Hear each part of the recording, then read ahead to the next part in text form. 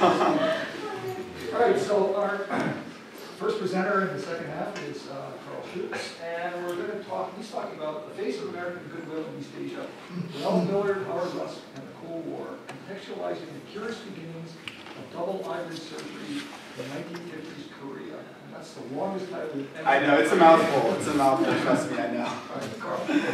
Great, thanks Professor Hoffman for the introduction. Great, so today I want to talk about two American physicians, Dr. Ralph Millard and Dr. Howard Rusk, and their work in Korea at a particular moment in history, amidst the end of the Korean War in 1953. On one level, my thesis explores the curious beginnings of double eyelid surgery in Korea, but on a deeper level, I hope to place that surgery within the broader context of US international development in the 1950s. But before we go back to 1950s Korea, let's take a quick look at Korea today. So this is a compilation of all 18 of the candidates for the 2013 Miss Korea competition. And needless to say, based on the reactions, it caused quite the uproar when it first hit the internet early last year. The internet was all saying, everyone in Korea is starting to look the same, and it's because of plastic surgery, just like this Gawker article shows. So last year, about a month after the Miss Korea thing blew up, I read an article in the Atlantic Monthly about the state of plastic surgery in South Korea today. And a few things really jumped out at me in the article. The first of which were the numbers, right? So 20% of South Korean women have had some form of cosmetic surgery. 20% is a big number. And what are they getting done? So the most common procedure is what's called double eyelid surgery. Double eyelid surgery produces a pronounced crease in the upper eyelid that makes the eye more round, as you can see in this bottom image here. The proliferation of plastic surgery in South Korea today is a phenomenon that's been widely talked about, earning the country the unofficial title, the plastic surgery capital of the world. And the state of plastic surgery in South Korea today is well worth mentioning, but like I said, my research takes me back to the 1950s. So this is the other part of the Atlantic article that really surprised me. Dr. Ralph Millard performed the first recorded double eyelid operation in South Korea. Who is Dr. Ralph Millard, and what was he doing in Korea? And with that spark of curiosity, a thesis was born. So, who was Dr. Ralph Millard? Let me give you a quick bio.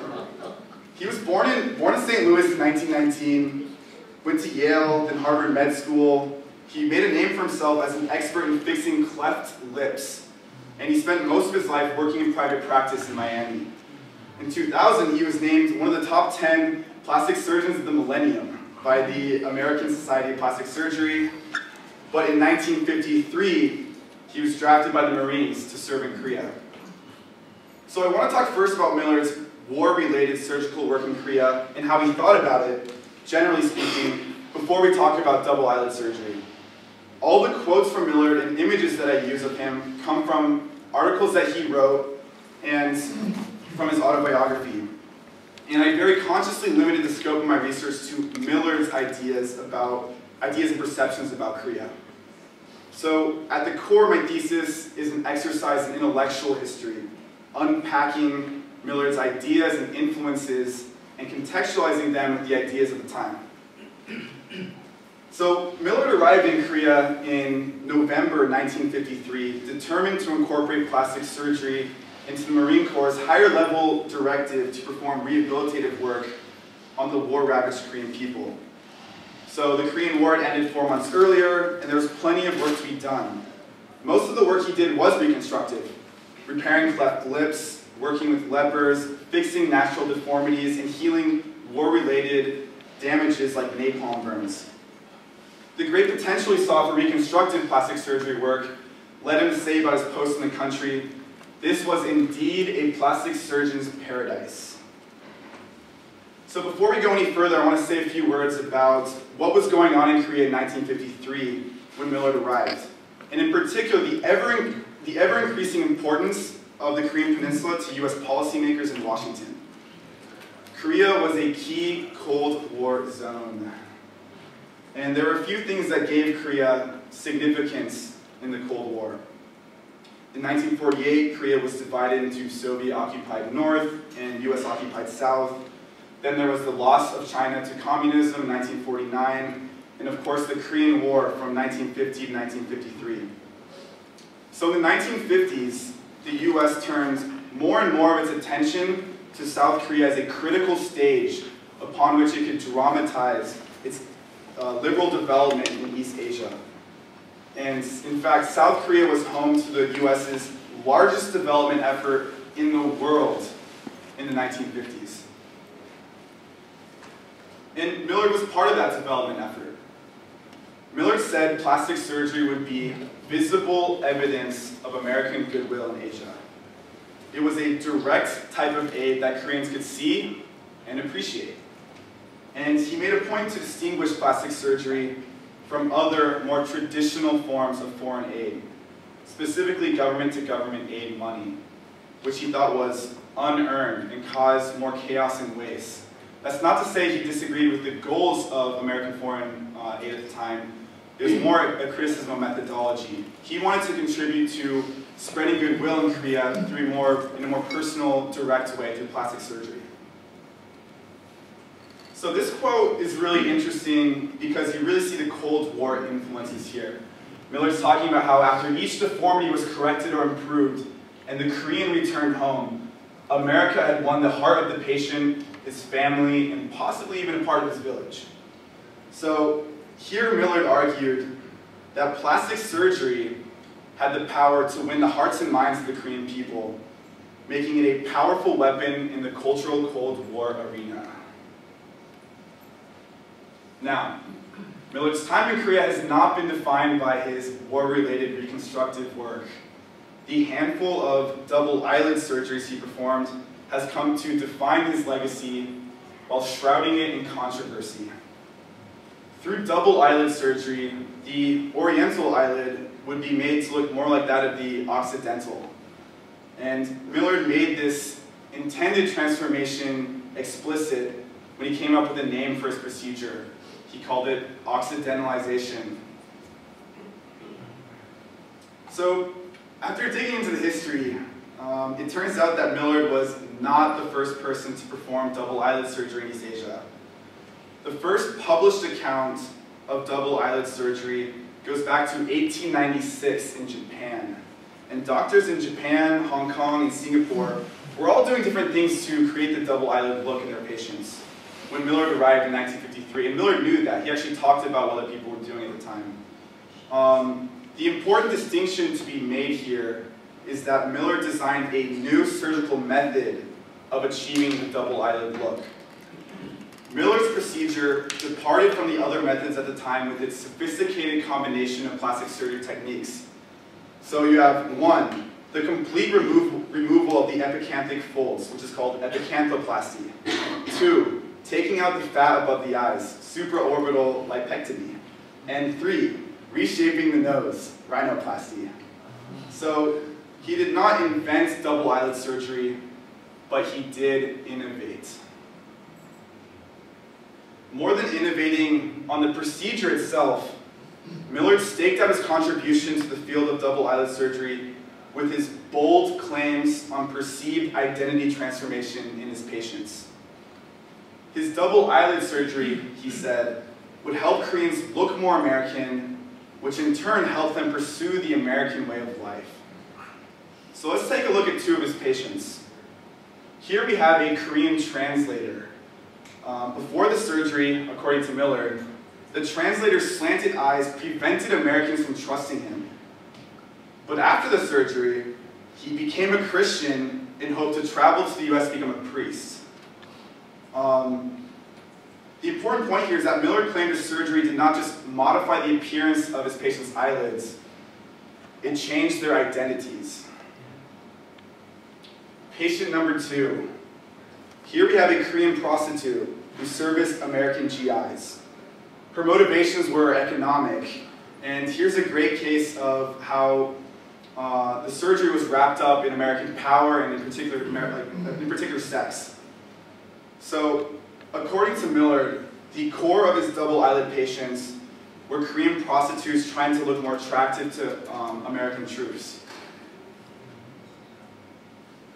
to get a sense for how Millard compared to other American physicians at the time, let's take a quick look at Dr. Howard Rusk. Rusk is a worthy counterpoint to Millard. Both were prominent American physicians working in Korea at a particular moment in history after the Korean War in 1953 and 1954.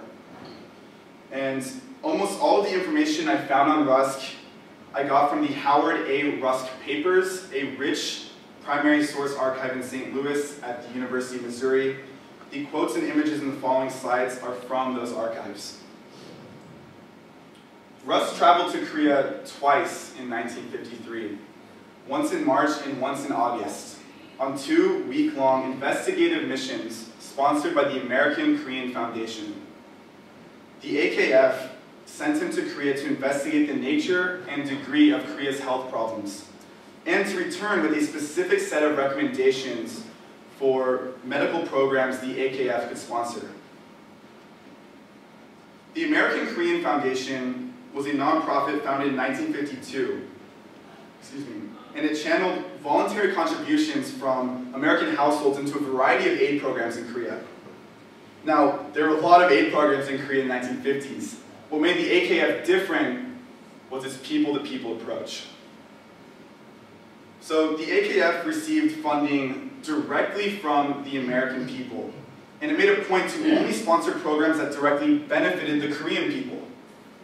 The ideal AKF-sponsored project would have been implemented in collaboration with a civic group, club, or a small group of individuals, and it would have benefited people serving institutions in Korea, like orphanages, schools, youth organizations.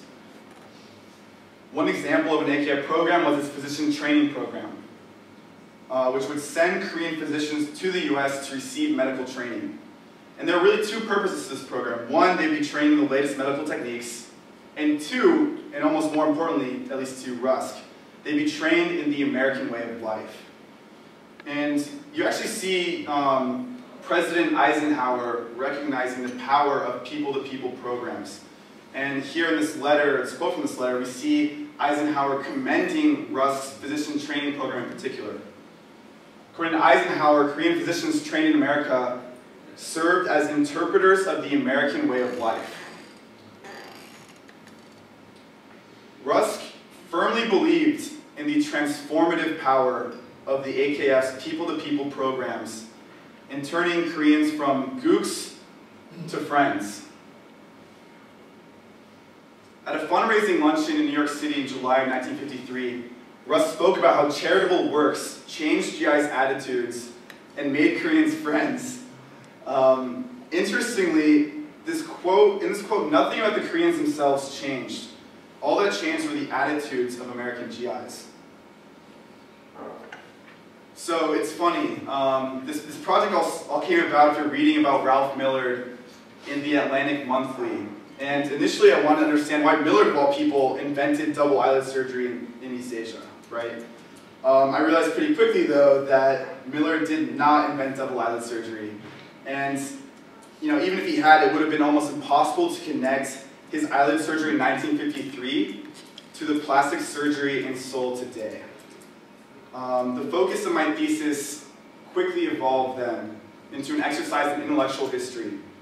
I ended up unpacking Millard's writing and about the surgery and tracing out how his ideas and language conform to the ideas about nation building and development that were vogue in policymaking circles in Washington at the time.